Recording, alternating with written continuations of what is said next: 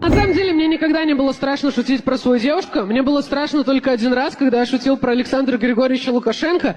Потому что одно дело, если на тебя обиделась девушка, совсем другое дело президент, да? Просто вряд ли он будет обижаться так же, как она. Вряд ли я приеду в Беларусь, и Александр Григорьевич со мной не разговаривает. Я такой: Александр Григорьевич, что случилось? А ты не догадываешься, что случилось? Нет. Ну и все! Александр Григорьевич, ну простите меня. Возьми чашку, Слава. Взял, брось ее на пол. А теперь попроси у нее прощения, посмотри, станет ли она опять целой. Не станет, Слава, как и моя душа. Есть ощущение, да, что я в Беларусь больше не собираюсь.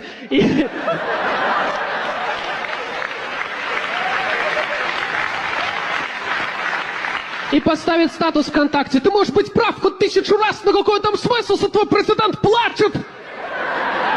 Я президент, я не хочу ничего решать, я хочу чик-чик-чик.